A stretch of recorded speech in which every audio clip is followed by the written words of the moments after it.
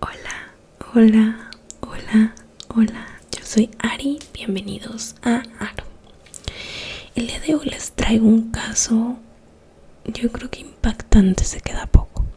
Un caso que uno de ustedes me recomendaron en los comentarios, por eso coméntenme los casos que quieran. Voy poco a poco investigando porque me gusta abarcar todo el contexto. Incluso si tienen alguna historia paranormal, escríbanme por DM en Instagram, que aquí se los dejo. Ya alguien me escribió una historia bien padre y los pienso sacar para el mes de Halloween. Entonces escríbeme, pero ya sin más preámbulo, estar bien emocionada por este caso. ¿Por qué?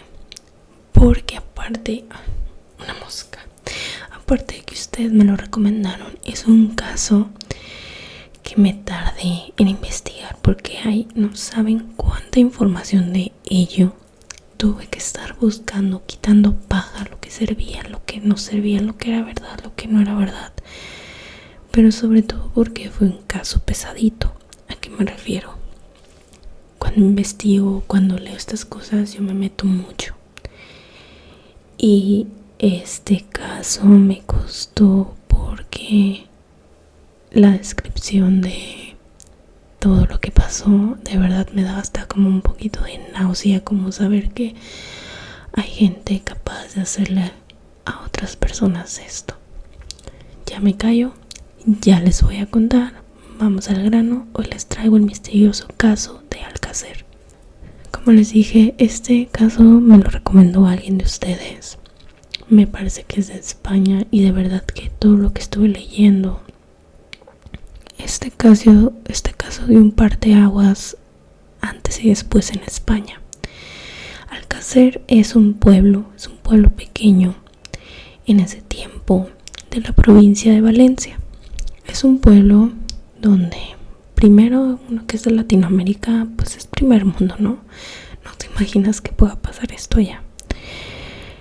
Era un pueblo bonito, estuve viendo fotos, era un pueblo muy tranquilo, todo el mundo se conocía, no había problemas, ¿no? Lo normal de un pueblo. Alcácer, como les dije, pertenecía a Valencia, y en este pueblo, en 1992, vivían cuatro amigas que iban al colegio juntas. Esas cuatro amigas eran Toni o Toñi, lo encontré así en varias fuentes. Eran Miriam, Desiree y Esther. Estas eran cuatro amigas inseparables. Todo el tiempo estaban juntas, hacían todo juntas. Y en el colegio donde estaban iban a dar una fiesta en un poblado muy cercano a donde están ellas, llamado Picassent. Picassent tenía uno de los antros, de las discotecas más padres, más como de moda, ¿no? En este tiempo, que se llamaba Cooler. Entonces varias personas del colegio están organizando una fiesta en Cooler, como hasta un tipo, entendí yo, como de término de como un fin de curso. Entonces estas niñas pues querían ir, ¿no? Niñas, estoy hablando adolescentes, más o menos. Ellas oscilaban entre los 14 a 16 años, cada una de ellas. Entonces, antes de salir de la escuela, el 13 de noviembre de 1992, en este poblado, las niñas se estaban poniendo de acuerdo para ir a esta fiesta, ¿no? Fue de que vámonos a la casa de alguna de nosotras. Ahí nos arreglamos, ahí nos vestimos, nos ponemos de acuerdo y que algún papá de nosotros nos lleva a la fiesta. Todas estuvieron de acuerdo, no sé qué, y pues decidieron ir a casa de Esther. Aquí pasó algo bien importante. En esta zona de España en ese entonces había una cierta epidemia como gripa, como si a todos nos diera influenza, y varias gente de este poblado tenía pues esta gripe.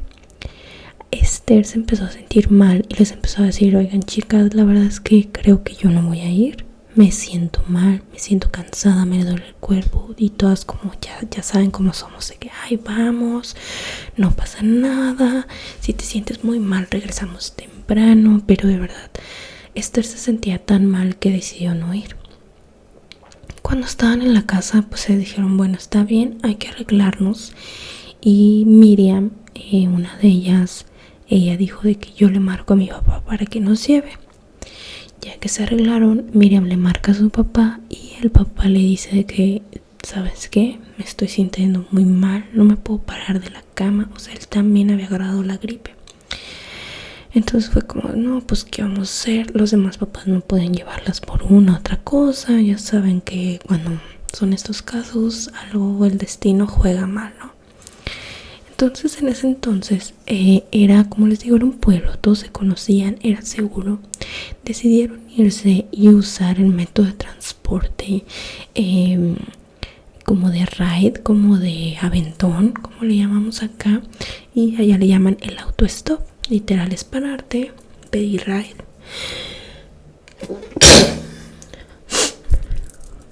Esperar a que pase un coche y que te acerque a tu destino. Las niñas no eran ni millonarias, no. La familia eran familia de clase trabajadora, entonces se menciona que tampoco traían ni siquiera dinero como para agarrar un taxi. Salen estas niñas de la casa de Esther aproximadamente a las 8 de la noche y a unas cuadras de donde salieron se encuentran a una pareja, unos novios. Una de ellas conocía al chico, al chavo este. Entonces dan de cuenta que les dicen de que no, pues vamos a ir a Picasen, vamos a ir a Cooler, a una fiesta, pero pues no tenemos quien nos lleve. Entonces ellos fue como, no, pues nosotros las llevamos, las acercamos, no hay problema, vamos rumbo allá. Otra mal jugada del universo, del destino. A las pocas cuadras de donde se suben al coche, el coche se descompone. Empieza a tener una falla, no saben de qué. El chavo empieza a buscar, no sabe qué. El punto es que les dice, ¿saben qué? Tengo que llevar el coche al taller, no las puedo acercar más. Ellas dijeron, no te preocupes, aquí nos bajamos, caminamos y seguimos pidiendo autostop, ¿no? Que nos den ride. Las niñas aproximadamente 8 pasadas van caminando hacia Picasen. De Alcácer a Picasen sí era una distancia, sí tenías que atravesar una carretera. Entonces ya oscureciendo, aquí les voy a hablar de uno de los testigos muy importantes, María Dolores, una testigo, una persona que vivía rumbo a Picasen. Ella observa por su ventana 3 niñas caminando fuera de su casa y se para un coche blanco. Ella menciona que eran varios hombres, un coche blanco sedán. Ella no dice qué marca, solamente que era blanco, que era chiquito, y sube a las niñas. Esta fue la última persona que las vio. Así quedó. Pasaron las horas. La familia de las niñas empezaron a inquietarse. ¿Dónde están? ¿Qué onda? Empezaron a relajarse, como a lo mejor se quedaron a dormir en casa de alguna de ellas. Recuerden que en este tiempo pues no había redes, no había celulares, entonces todo era llamada o noticias que llegan así. A la siguiente las buscamos, pero como que las familias no estaban como muy a gusto, ¿no? De que nada pasó. Porque aparte, pues como les dije, iban a un pueblo, no era de que iban aquí a 3 cuadras. Varios papás de las familias fueron a las diferentes casas de ellas, de que, ay, aquí está mi hija. No, pues no, yo creí que estaba en tu casa. Empezó a hacer un revuelo y ahora sí se dieron cuenta pues que no estaban y se empezaron a preocupar muchísimo.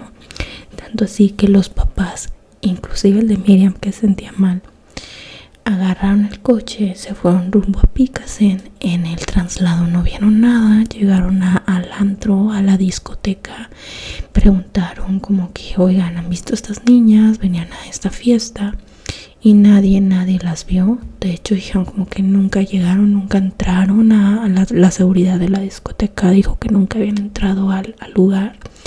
Y ahí es donde se empezó a de verdad preocupar la familia. La familia acude con la policía. Ya al día siguiente la policía despliega un operativo para buscarlas.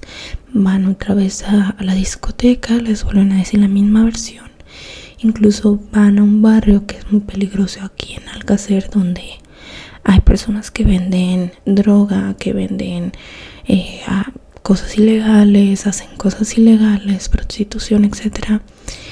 Y les preguntan y todo como no, de verdad que no sabemos, o sea, de verdad que no sabemos qué pasó.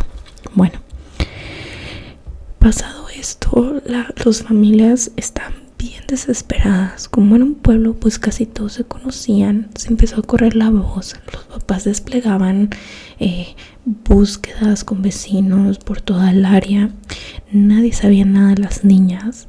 No fue hasta unos días después cuando la policía ya hace un llamado al pueblo, a los pueblos vecinos, de que 3 niñas habían desaparecido la noche o la madrugada del 12 de noviembre de 1992 y que pues estaban buscando. Se pusieron fotos, se pusieron carteles, se desplegaron un sinfín de operativos para buscarlas, tanto así de que el papá de Miriam,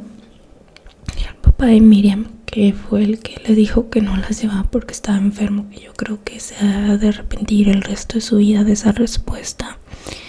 Él fue como el portavoz de las familias. Él fue el que iba a dar la cara con los investigadores, con la gente, con la policía, e incluso empezó a ir a los medios de comunicación locales de Alcácer para suplicarles, ¿no? Que lo pongan en la televisión, que estas niñas desaparecieron, que cualquier pista es bienvenida.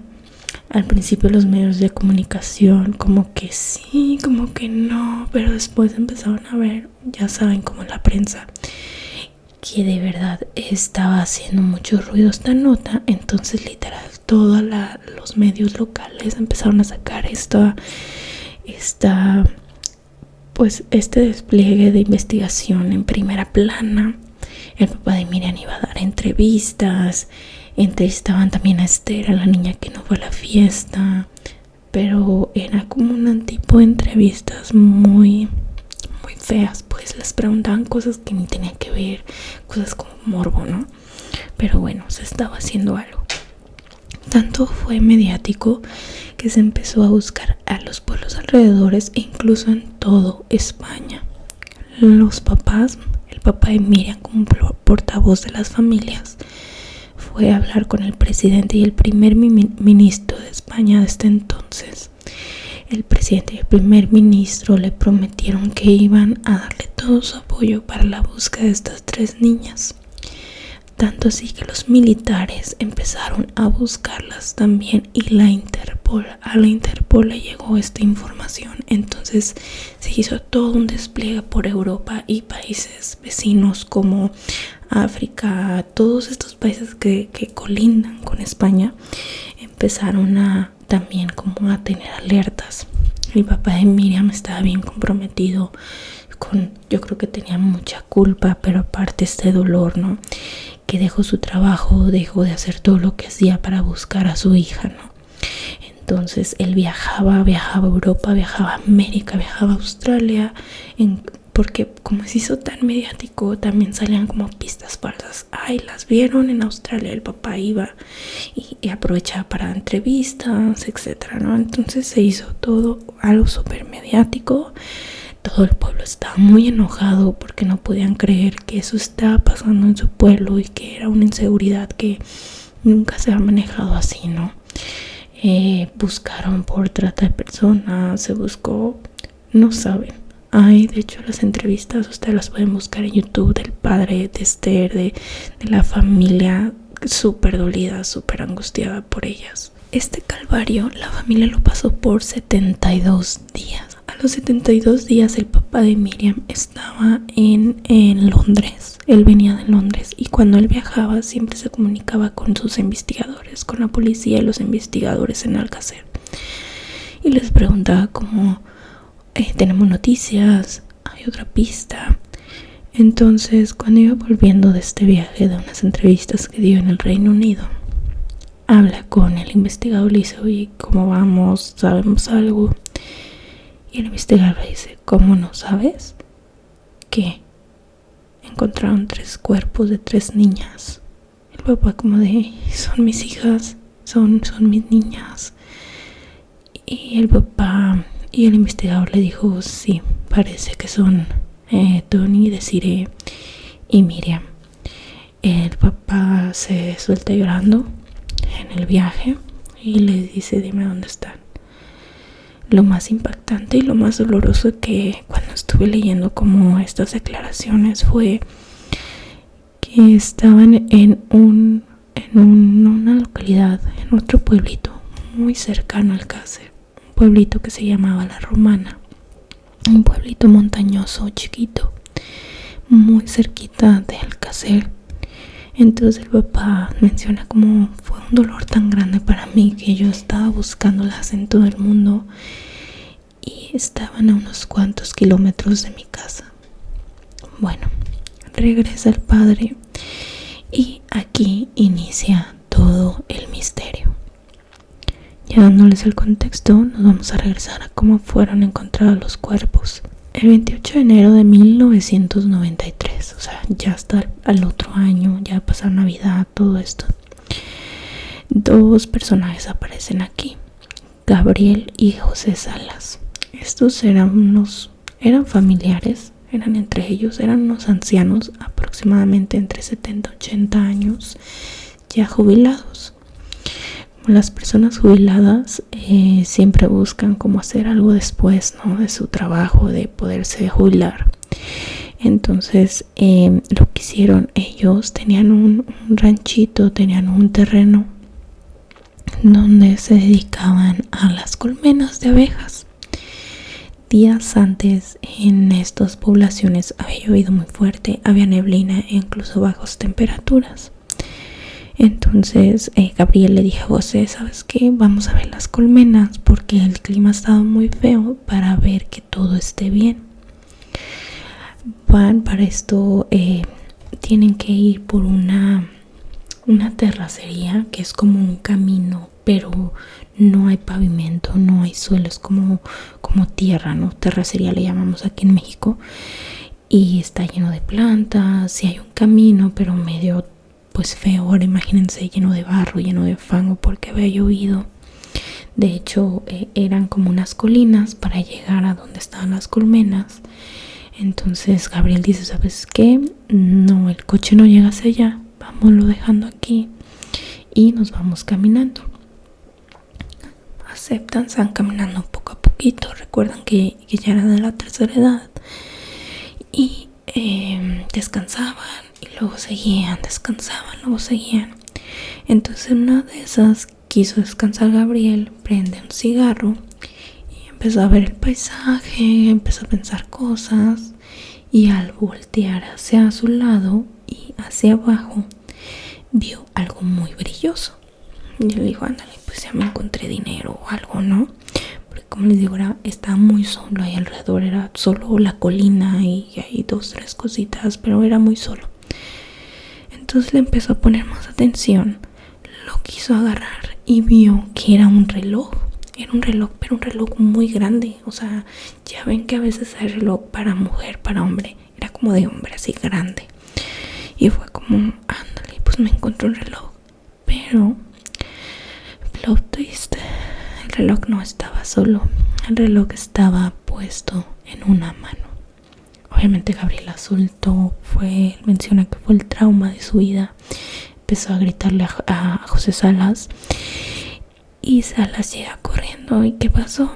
Dice, ahí hay un reloj, pero un reloj con una mano. Ahí hay un cuerpo enterrado. José también se impacta y lo primero que hacen es hablarle a la policía.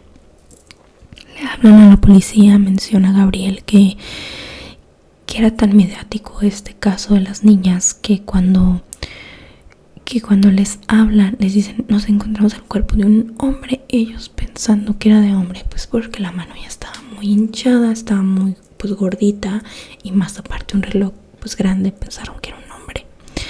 La policía cuando recibía alertas o alguna señal de algún cuerpo, cuando era de un hombre, aunque se escuche mal y que no debería de ser así, era como, sí, o sea, sí iban, pero no le ponían como, vámonos ya, ¿sabes? Cuando encontraban cuerpos de mujer, que eran muy pocos, porque les digo, era algo seguro, ahí desplegaban todo un convoy porque creían que eran las niñas.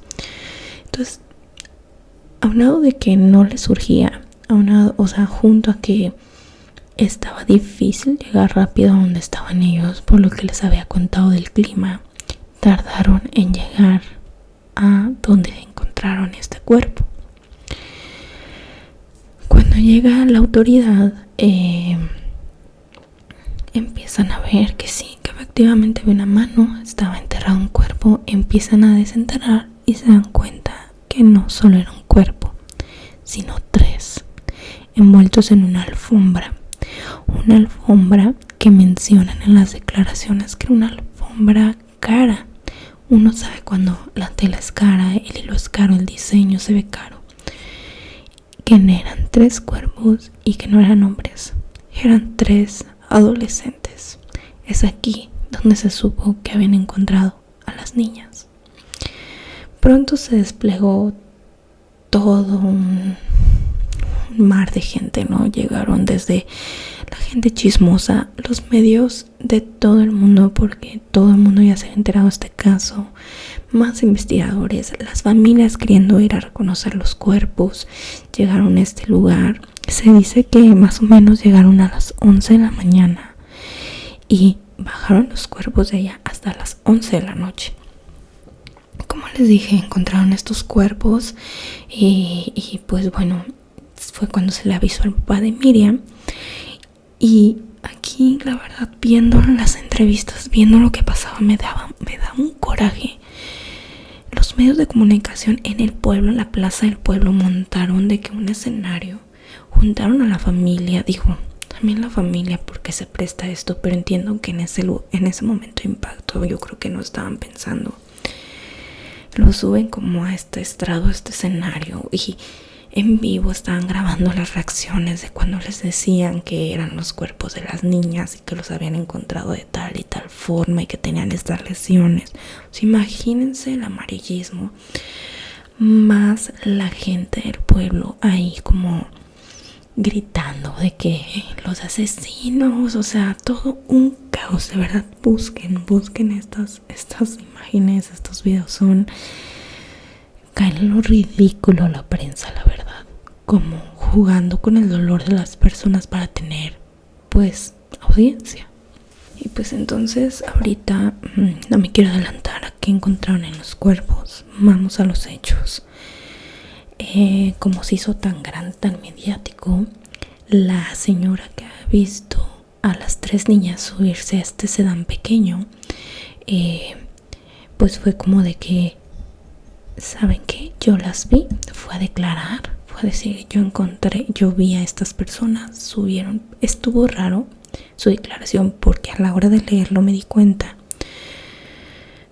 O sea, primero Esther, que fue la que estuvo con ellas por última vez, o sea, de amigas, dijo que habían salido a las 8 de la noche. Coincidía con la versión de la pareja que las encontraron, que se les descompuso el coche, de que eran las 8 de la noche, 8 pasaditas. Cuando la señora los ve, ella dice que eran exactamente las 8 de la noche. Al principio dijo que en el coche iban muchos hombres y que ellas se subieron, que es un poco ilógico porque era un carro sedán, era un carro pequeño, no caben tantas personas, y ellas dijo que se subieron y se sentaron. Después cambió la versión a decir que en realidad solo iban 2 hombres y que se subieron las niñas atrás. Bueno, como era como el testigo que las había visto por última vez, siguieron esta pista del coche hasta dar con el dueño del coche. Aquí, antes de continuar, quiero hacer un gran paréntesis que se me olvidó contarles. Es que les digo que Gabriel y José Salas, que fueron las que encontraron los cuerpos, vivieron un infierno también, porque la gente los empezó a acusar de que fueron ellos porque estaban en la propiedad de ellos.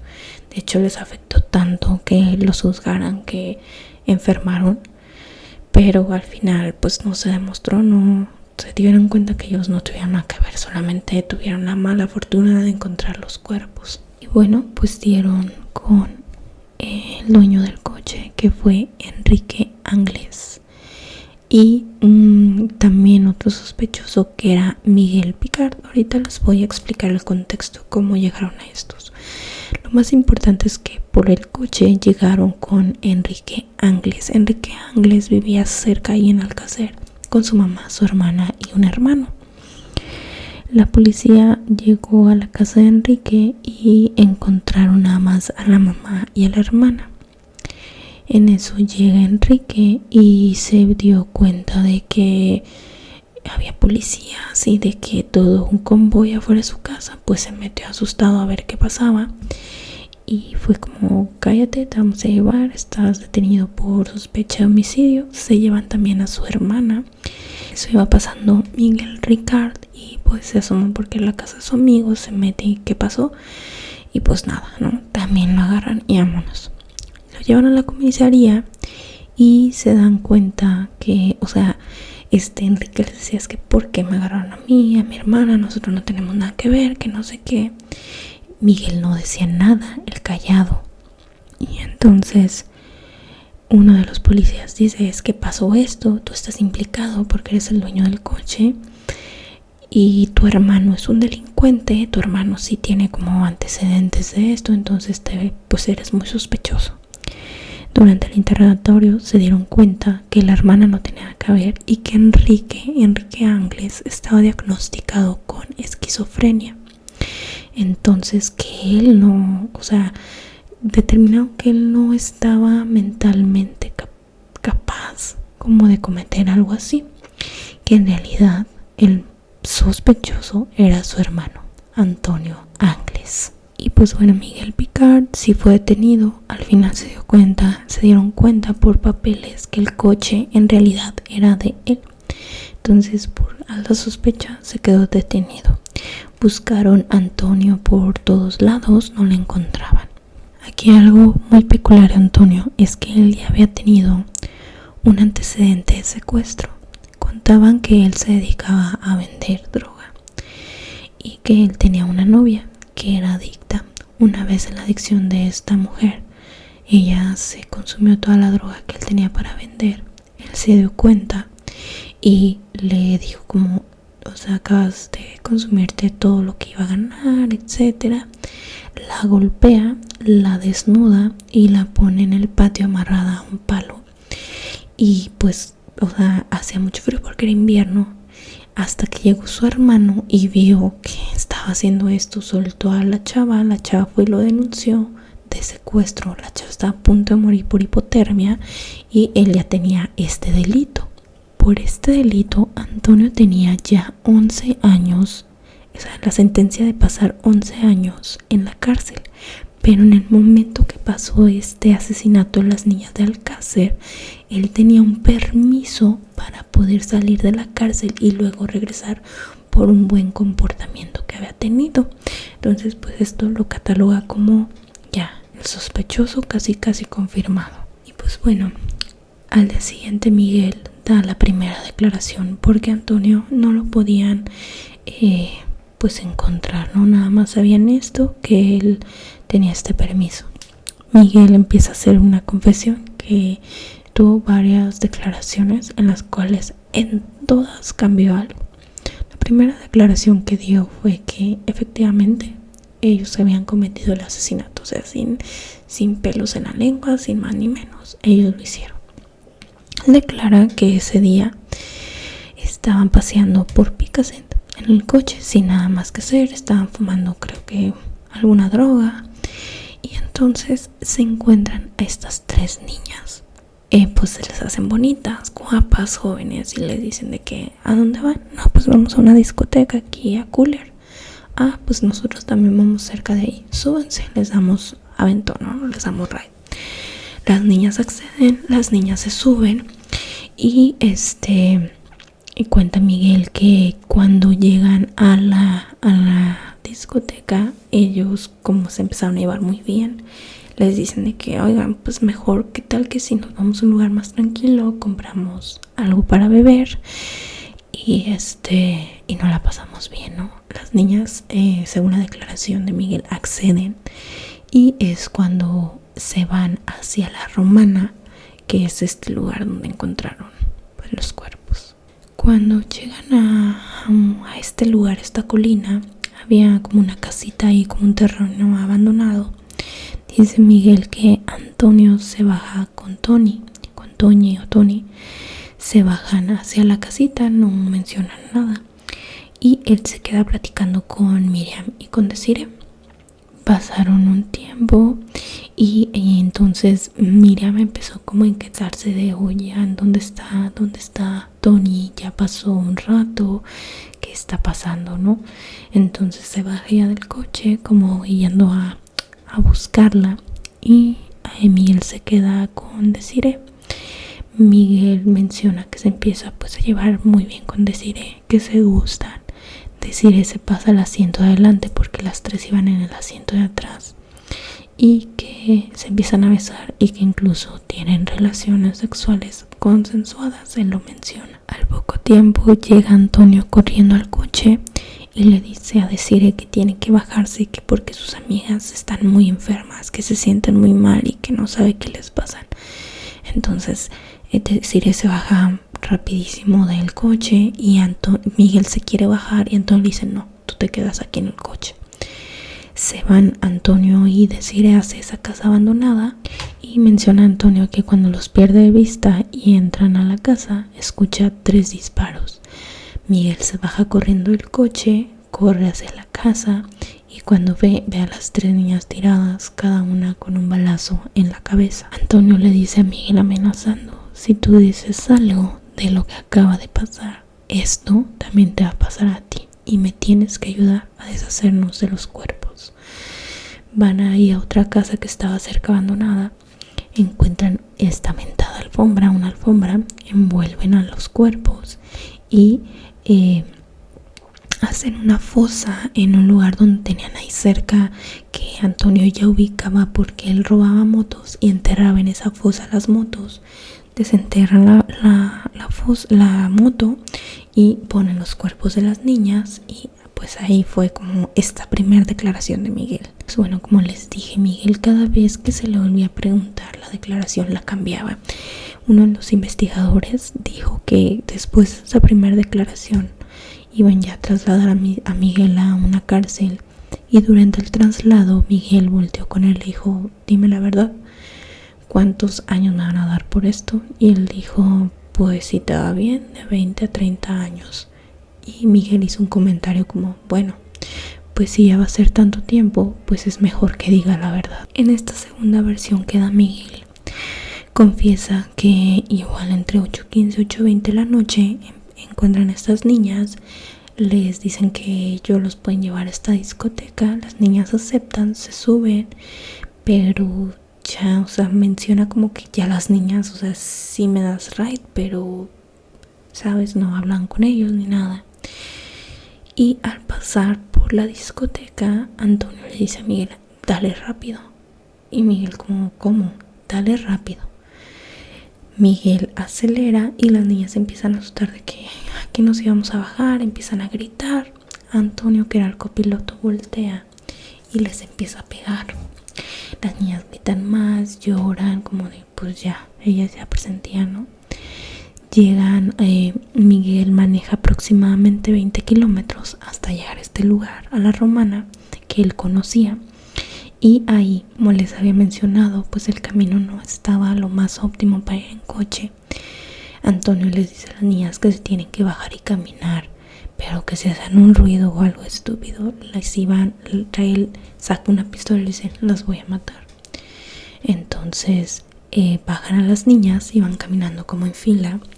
Iba adelante Antonio con la pistola, iban las 3 niñas y atrás iba Miguel, el sacado de onda. En esto confiesa Miguel que Antonio alguna vez le dijo que a él le gustaría, o que su sueño era secuestrar a una mujer, violarla y asesinarla, terminar esto. Miguel lo dice en la declaración como para que tengan en cuenta que pues él ya tenía como estos gustos, ¿no? Por realizar estas acciones. Una vez que llevaban a las niñas, que las bajaron del coche, las llevaban en esta fila que les cuento, amenazadas por la pistola, y llegan a esta casa. Esta casa estaba abandonada, estaba sostenida por unas columnas en donde fueron amarradas a ellas 3 en una de las columnas que sostenían la casa. Había 2 colchones viejos, los cuales los usaron para abusar sexualmente de ellas. Antonio abusó de Tony y Miguel de Desiree. Una vez que abusaban, las dejaban ahí para que vieran. Ya que terminaban ellos cansados, bajaban de nuevo a la comunidad de la hermana que estaba ahí. Y se decía que iban a los bares, que iban a los restaurantes que estaban ahí, comían algo y volvían a subir a abusar de ellas. Después abusaron de Miriam y así consecutivamente hasta que ese mismo día se cansaron y ellos se quedaron a dormir en esos colchones mientras ellas estaban amarradas. Cuenta Miguel que las niñas no dejaban de gritar, no dejaban de llorar, no dejaban de suplicar que las dejaran ir, que no iban a decir nada, hasta que Antonio se hartó. Una vez que se hartó Antonio, agarró un palo que estaba ahí y las empezó a golpear. Miguel cuenta que las golpeó tanto que todo el piso se empezó a llenar de sangre. Viendo a las niñas tan afectadas, entre los dos empezaron a platicar, empezaron a planear qué sería lo mejor para hacer con ellas. Llegaron a la conclusión que lo mejor era matarlas. Así que cerca de ahí, con la misma historia que ya les había contado en la declaración pasada, que había una fosa en donde enterraron una moto que se habían robado, ellos mismos las llevaron a esa fosa. Miguel se regresa por una alfombra que menciona él que vio en la cabaña, y Antonio se queda con las 3 niñas. Las niñas, al ver que empezaron a cavar esta fosa, pues obviamente sospecharon que pues ya había llegado a su fin, ¿no? Que su vida iba a llegar a su fin. Entonces ellas empezaron a gritar con muchísimas fuerzas, empezaron a tratar de escapar, pero pues alrededor no había absolutamente nada, nadie las podía escuchar. Antonio se estresó tanto de los gritos que las empezó a golpear con el palo que traían muy brutalmente. Se quitó la camisa, la llenó de piedras y con una camisa llena de piedras les empezó a pegar en la cara a las 3 niñas. La más afectada fue Desiree. Una vez que las golpeó con tanta fuerza, les dio unas apuñaladas y las terminó matando con una bala en el cráneo a cada una de ellas, enterrándolas en la fosa, juntas en la alfombra. Encima de este lugar llenaron como tierra, pusieron como ramas como para despistar de que siempre ha estado ese lugar así. Y bueno, esta fue como la segunda declaración que dio este hombre, que dio Miguel, y que obviamente cambió pues muchos datos que había dado en la primera. Cuando se estaba realizando esta declaración, se estaba haciendo al mismo tiempo la primera autopsia a los cuerpos de las niñas, las cuales también en el reporte es súper incongruente. Justo cuando se le estaba haciendo la autopsia, uno de los investigadores que hizo muy buena amistad con el papá, que había como ayudadole a todo, pues era su confidente ya, le dice al papá de decir, ¿sabes qué? Me llegó como el chisme, el rumor de que están tratando de cambiar la versión con la autopsia. Parece que hay más cosas debajo de esto y no quieren que se enteren de la verdad del asesinato. Por lo cual yo te aconsejo que pidas una segunda autopsia por un médico que tú tengas. El papá aceptó, hizo todo lo posible. Se les avisó al médico forense que se estaba realizando la autopsia y algo muy raro pasó. Cuando llevaron el cuerpo a la segunda autopsia, que consiguieron al doctor Frontela, que el doctor Frontela era uno de los mejores médicos forenses en esta época en España. Cuando llegaron los cuerpos, menciona el doctor Frontela que primero estaban lavados, ya no podían O sea, ya no habían dejado rastro de cualquier líquido, de cualquier ADN, porque ya habían sido lavados los cuerpos, cosa que no es normal. Se tienen que dejar los cuerpos y se solicita una segunda autopsia. La otra es que la ropa que traían las niñas las guardaron en una bolsa húmeda. No se sabe si porque estaban húmedas o porque las lavaron, y se empezó a formar un hongo en esta bolsa, que cualquier rastro de ADN u otra situación se perdió. Lo único en lo cual coincidieron estas dos autopsias, que más adelante les voy a hablar, que fue lo que dijo una de otra, fueron en que sí hubo tortura a las niñas y sí murieron por el balazo.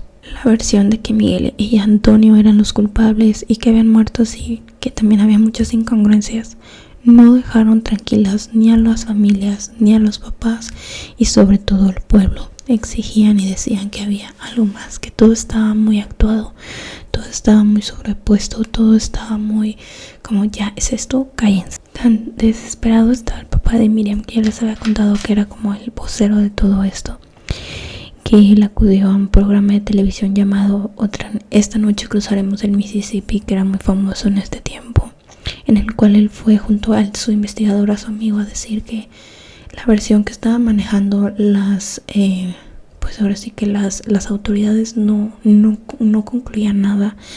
No, era muy como falta de detalles, falta de pruebas, como que se dieron con lo primero, ya no quisieron investigar más, y que él, que junto con el investigador hicieron mucho más trabajo, y una teoría de las más fuertes que hubo y que sacaron, una de las teorías que sacaron el investigador y el papá de Miriam, fue sobre las películas snuff. Si ustedes se meten a investigar un poco más de este caso, esta es como una de las teorías más fuertes. ¿Qué es una película snuff? Una película snuff es una película en donde es pagada, incluso a veces actuada, es contratada por gente muy rica, muy poderosa, tanto políticos, actores, músicos, artistas, empresarios, que en las películas se muestra gente torturada, violada, asesinada,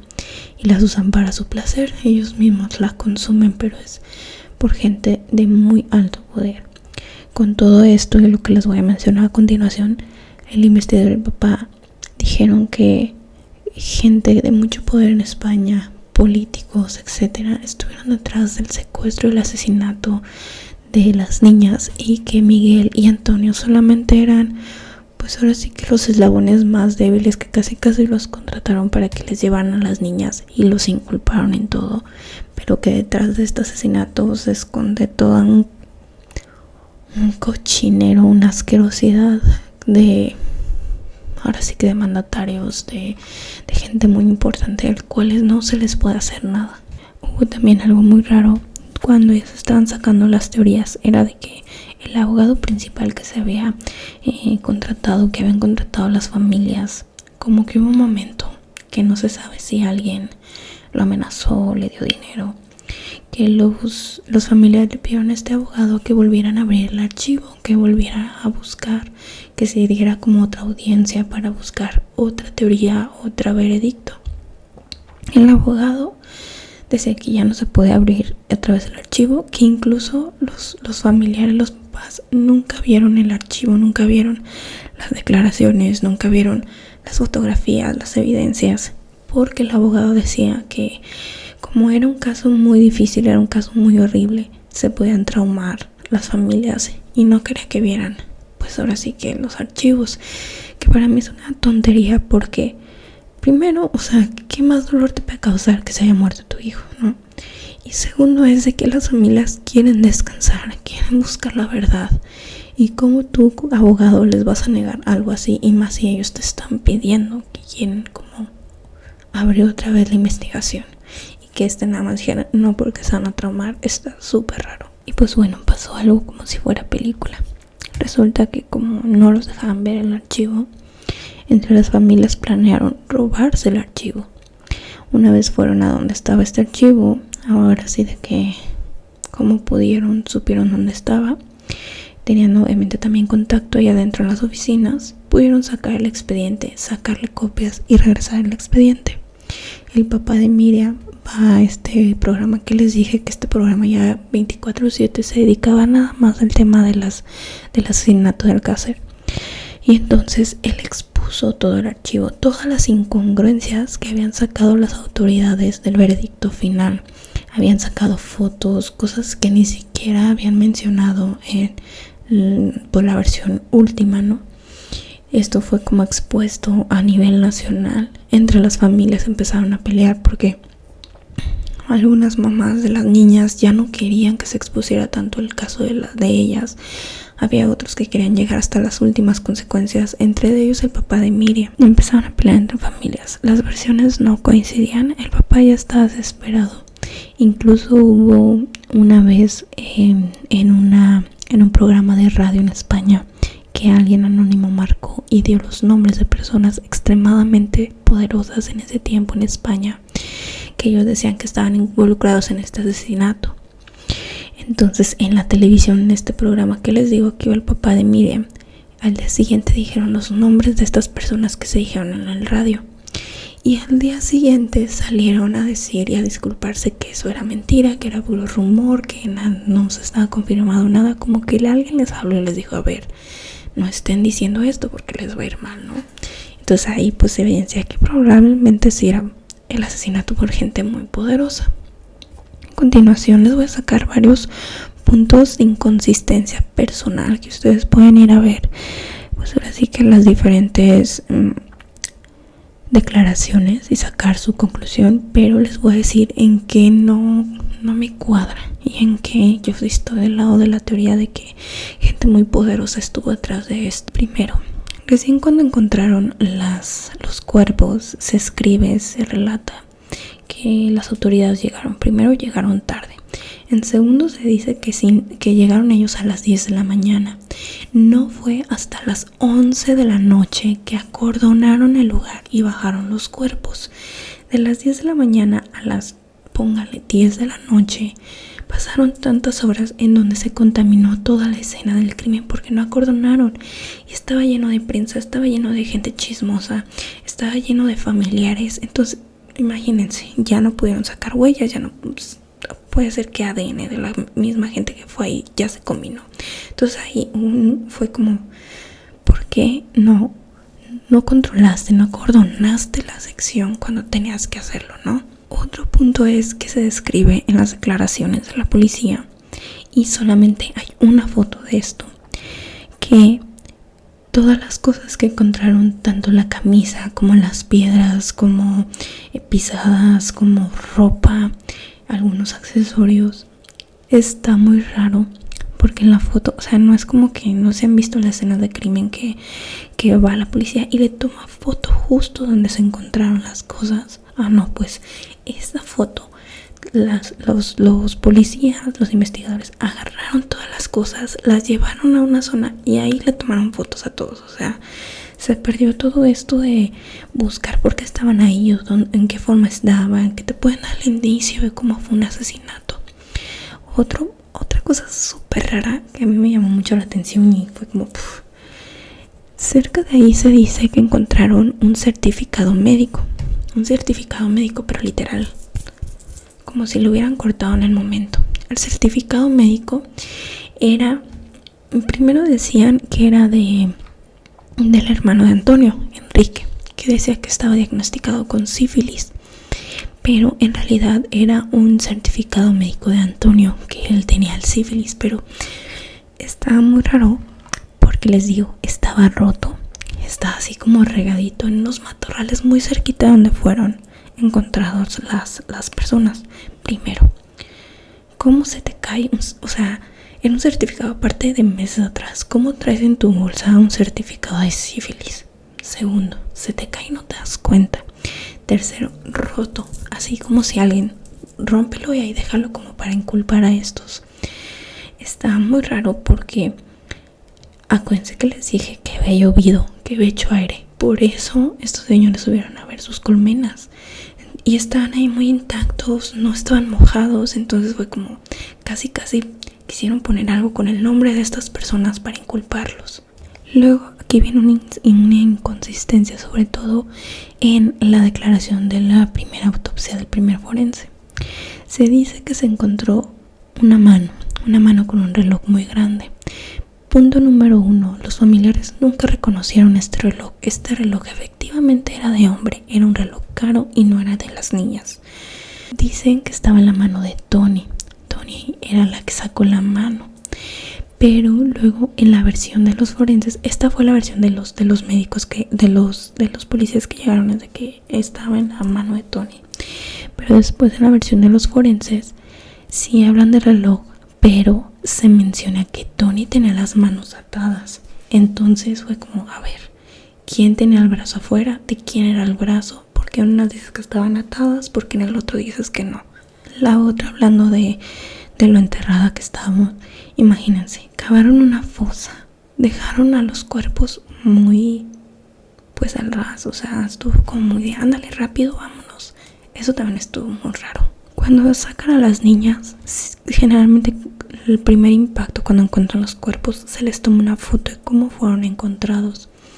Estuvo muy raro porque nada más en el archivo hay una foto de esta mal tomada, borrosa. Es más, no se ve ni la forma de los cuerpos. Está toda más o menos tapada con la alfombra esta que traían. Aparte, todos los objetos que había en la fosa, uno de ellos eran las piedras con las que se golpeó, con la que agarró Antonio, le metió las piedras y las golpeó. Nunca les tomaron las fotos. Todos los objetos también personales de las niñas, nunca se les tomó una foto a esos objetos. Y esas piedras, imagínense, esas piedras con las que golpearon a las niñas, las tiraron, que porque no eran tanta evidencia, a pesar de que tenían sangre, a pesar de que tenían huellas, a pesar de todo, las tiraron, las regaron por ahí. Imagínense esto. Otra cosa, no hay un croquis de cómo estaban los cuerpos. Se dice que las niñas estaban extremadamente torturadas, que no coincidía con la versión de que sí se les golpeó, sí, varias cosas, pero tenían demasiadas torturas. Decía en la primera autopsia, de hecho la primera autopsia casi no habla de la tortura. Sí dicen que fueron torturadas, golpeadas, pero casi no se habla de esto. Cuando encuentran los cuerpos, de hecho se habla de que el cuerpo de Tony era el más que sufrió tortura, que incluso estaba decapitada. Esto no lo menciona en la primera autopsia. Incluso en la primera autopsia se ve como ellos le amputaron a los cuerpos varias extremidades, varias partes del cuerpo, para que no se sabe. En la grabación de la primera autopsia se corta la grabación e incluso nunca se toman fotos a lo que van describiendo. Entonces es como, ¿por qué? ¿Qué quieren ocultar? ¿Qué no quieren que se sepa? O sea, es muy raro que pase esto. Sabiendo que hay una segunda autopsia, el cuerpo se debe de dejar lo más íntegro posible para que la segunda autopsia pues te pueda dar como reafirmación de la primera. Y dejaron muchas cosas en las cuales ya la segunda autopsia no sirvió de mucho. Algunas de las torturas que sufrieron las niñas y que fue casi más bien explicado en la segunda autopsia es que fueron golpeadas, fueron violadas, pero lo más sádico es que incluso partes de su pecho, sus pezones, fueron arrancados con pincitas, con corta uñas. Sí fueron sometidas a una tortura que, por ejemplo, Miguel lo menciona en su declaración. Torturas muy intensas que a lo mejor no te puedo mencionar aquí, pero que Miguel nunca las menciona. Los primeros forenses, los que hicieron la primera autopsia, se anegaban a que se hiciera una segunda. Decían, ¿por qué? Ya está hecho, esta es la verdadera, esta es la declaración, aquí está todo. Y se negaban mucho a que se hiciera una segunda autopsia. Incluso se pusieron muy agresivos. A los reporteros no les daban como entrevistas, se ponían muy agresivos, como que de verdad estaban ocultando algo. Según la declaración de Miguel, la primera que violaron fue a Tony, y él menciona que fue una violación por vía pues vaginal. Pero en la autopsia se menciona, y sobre todo en la segunda autopsia, se menciona que sí fue violada, pero que su himen estaba intacto, que fue violada por vía anal, cosa que pues se contradice también con lo que dice Miguel. Dijo, o sea, si él estuvo ahí, si él hizo estas atrocidades, pues claro que te vas a acordar de esos detalles, ¿no? O sea, es raro. Y también rarísimo que en la primera autopsia nunca lo mencionan. Esto que les voy a decir al siguiente a mí me voló la cabeza, porque creo que se me hace una de las pistas que más los pueden orientar a que de verdad hubo más gente involucrada. Es que en la primera autopsia se menciona que se encontraron tres bellos pelos diferentes, públicos se podrá decir, o de alguna otra parte del cuerpo, o cabellos, tres diferentes, o sea, tres tipos de ADN. En la segunda autopsia se dice que se encontraron hasta 66 pelos diferentes, vellos diferentes, y de los cuales no sirvieron todos. A pesar de que lavaron los cuerpos en la primera autopsia, se llegaron a encontrar 26 vellos púbicos, de los cuales solamente sirvieron algunos, ya que o estaban limpios o no están de la raíz, entonces no podían sacar muy bien el ADN, y concluyeron en la segunda autopsia que estuvieron involucradas de 5 a 7 personas en violación a estas niñas, de las cuales uno de ellos tenía el pelo cano. Era una persona ya mayor, de los cuales ni siquiera Antonio ni Miguel tenían el pelo cano. Uno tenía el pelo negro y el otro lo tenía pelo rubio. La guardia civil, la que llegó luego a sacar los cuerpos, habían mencionado en su declaración que en Tony habían sacado una bala que estaba alojada en el cráneo y que la fueron a examinar pues para ver la pistola y todo esto, ¿no? En la primera autopsia se menciona que esta bala pues entró y salió. Ahí es como no empata, porque uno, o sea, literal agarraron la bala y se la llevaron a examinar, y el otro dice que entró y salió. O sea, o estaba no en el cerebro o sí salió el cerebro. O sea, no sé. La otra es que la casa donde se supone que las golpearon cuando llegaron, que dice Miguel que estaba llena de sangre, cuando fueron a como sacar pruebas, que según eso limpiaron Miguel y Antonio, no había nada, rastros de sangre, no había absolutamente nada. O sea, de verdad llegaron y con luz ultravioleta, con la tecnología más avanzada para ese tiempo, no encontraron ni un rastro de sangre, ni un rastro de algún fluido. Es más, ni siquiera en los colchones que habían dicho que las habían violado había rastros de nada. Y eso es casi imposible. Hay alguna teoría que dicen que en los colchones, como les acabo de mencionar, no tenían ni un fluido ni nada, pero hay otra, como que en la versión que buscó el papá y el investigador, se vio que, o sea, vieron los colchones y la policía los tiró. No los analizó, no nada. Los tiraron a la basura de que esto no me sirve. Cuando Miguel dice que ahí cometieron el acto, policía los tiró. No me sirven, imagínense. Otra cosa es que se menciona la declaración de la policía cuando sacaron los cuerpos, mencionan 2 alfombras de muy caras, pues que se veían muy caras, cuando ya en la declaración final nada más se habla de una alfombra. La otra que también se me hizo bien importante es que Miguel en la primera declaración dijo: yo no soy culpable, ese día del asesinato yo estaba en la cárcel, porque él tenía un permiso de ir y venir. La policía, cuando se enteraron de esto en la primera declaración, marcó a la cárcel. Efectivamente en la cárcel le dijeron: sí, Miguel estaba aquí, tenía un permiso, pero ese día estaba aquí, ese día del asesinato. No se quedaron con esa versión. La policía va a la cárcel y sorpresivamente al regresar de la cárcel les dijeron: no es cierto, era mentira, él sí estaba afuera. Cuando Miguel dijo como: no, de verdad. Y ya por teléfono les habían dicho que en los registros Miguel estaba ahí. No sé qué pasó cuando acudieron a la cárcel, no sé si alguien les habló, no sé si alguien les dijo: saben qué, digan esta mentira. Concluyeron que no estaba en la cárcel. La otra es cuando Miguel va llegando a la casa y ve patrullas afuera, ve que están interrogando a la mamá y a la hermana. Si él hubiera cometido este asesinato, pues vámonos, ¿no? Corres, o sea, no, pues sí me van a detener por esto. Al contrario, él entró a la casa tranquilo como para ver qué estaba pasando. Otro de los testigos muy importantes era de el restaurante, el bar donde bajaban, donde supuestamente Antonio y Miguel bajaban a comer después de violar a las niñas. Y en el bar se dice que nunca vieron en una teoría unas personas dicen que nunca los vieron, que nunca bajaron, y la otra teoría es que sí, pero que no solo estaban ellos dos, que había muchísima más gente acompañándolos, ellos subiéndose al mismo coche, que iban a comer y regresar a donde estaban. Otra teoría que no concuerda es que una autopsia con un caso así de grande, con un caso así de problemático, es muy raro que solo duren 8 horas. En realidad duran arriba de 12 horas o muchísimo más. Entonces fue como todo rápido, ya lo que sigue, lo que salga, para que ya no pregunten más.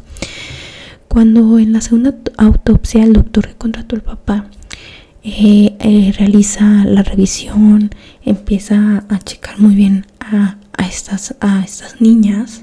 En la espalda de Desiree, por la parte de atrás, que eso te hace también mencionar que en la primera autopsia ni siquiera las voltearon, el doctor Frontela encontró una cruz incrustada en la espalda de Desiree, una cruz muy extraña, una cruz cara perteneciente a la élite, y que los familiares dijeron: esta cruz no pertenece a ninguna de las niñas. Eso también, y en la primera autopsia ni siquiera mencionaron a esta cruz. Ahora Miguel menciona que casi ese mismo día que las secuestraron, las mataron. O sea, no hay una pausa, no pasan, no sé, semanas. Y en la segunda autopsia se habla de algo de larvas y de livideces, algunas pequeñas larvas que dejaron a pesar de haberlas lavado. Esto nos habla de que los cuerpos tienen un poquito menos de descomposición. Las livideces son como moretes, como donde se asienta la sangre en las partes donde, ¿cómo les podré decir? Pues donde baja la sangre, donde hay lugares de presión. Y esto nos habla de que no habían pasado 72 días, sino aproximadamente unos 20 días de su muerte. En 1997 a Miguel se le condenó por 170 años de cárcel, así como 300 millones de pesetas que le tenían que pagar a la familia por daños. Y sobre Antonio nunca lo agarraron, nunca se supo nada. Se cree que él huyó a Brasil porque él era originario de Brasil. Se cree que si fue esta teoría de que altos mandos están involucrados, fue asesinado por estos altos mandos para que no dijeran nada. Otros dicen que desapareció, que ya murió. Hablan de que nada más un poco tiempo después de todo esto se le vio en estética tiñéndose el cabello. Hasta la fecha no se sabe de él, no lo han encontrado. Uno de los investigadores que estuvo pues en este caso antes de morir, hace pocos años, confesó que les llegó un video viendo cómo hicieron este asesinato altos mandos de España. Se hablaban de políticos, se hablaban de militares, se hablaban de artistas que tenían mucho poder, entre ellos también empresarios que mueven este país. Y esto da pie a que se dé como más fuerza a la teoría de las películas snuff. O incluso hablaban de una secta satánica por la cruz que encontraron en Desiree, aunque nada más se tiene esta teoría por la cruz. Después, en estos años cercanos, 2016-2017, varias personas han encontrado restos de cuerpos, huesos, incluso dientes en el área donde fueron fallecidas las niñas. No se sabe si hay más casos relacionados con este, pero pues nunca se han analizado por la policía ya que están en muy mal estado. En el 2017 Miguel salió de la cárcel por buen comportamiento, solamente estuvo 20 años prisionero, y pues en España, en ese pueblo, se hizo un revuelo tan grande por la injusticia, por la inconclusión y por el dolor hecho al pueblo y a las familias que pasó. Para mí este caso me puso a pensar que desde cuando hemos sido víctimas de la impunidad de un gobierno, de la impunidad de personas tan poderosas que pueden hacer lo que se les dé su gana con la vida de nosotros. Me dio mucho coraje que 3 niñas inocentes, que 3 niñas que querían una fiesta, que 3 niñas que confiaban en su pueblo tuvieron que pasar esto. Las formas de las torturas, si ustedes investigan más, son atroces, son nauseabundas. A mí me gustan estos temas, pero de verdad en este tema me impactó mucho porque yo tuve esta edad, porque yo a esa edad salía, porque yo a esa edad se me hacía fácil todo, confiaba en la gente y la verdad es que con todo todo esto yo creo que Miguel Antonio, pues claro que tuvieron que ver, claro que a lo mejor probablemente ellos fueron parte del secuestro, pero no de las atrocidades que se les realizaron a estas niñas, estas torturas horribles, estas violaciones, que en tus últimos momentos de vida te pase esto. Creo que no tiene perdón y creo que somos unas bestias, los humanos somos unas bestias. Entonces a mí me dio mucho coraje, mucho asco, mucha impotencia, y que a la fecha no se haya podido dar una conclusión realista. Yo creo que es algo por lo cual ninguna persona, ninguna familia, ningún padre debería de estar pasando. Y pues nada, después de esto y después de contarles, creo que les mega resumí. Hay muchísimas teorías, hay muchísimos detallitos que probablemente se me pasó, o si no, este video iba a durar 6 días. Pero en conclusión, este es uno de los casos más fuertes que he leído, y muchas gracias a las personas que me lo recomendaron. Y pues nada, espero que te haya gustado. Suscríbete y mándame DM. Me encantaría que me mandes DM con historias que te sepas de tu pueblo, que te hayan pasado. Si tienes evidencia, mejor. Me encantaría exponerlas aquí delante de nosotros. Y pues nada, cuídate mucho. Te veo en otro video. Bye.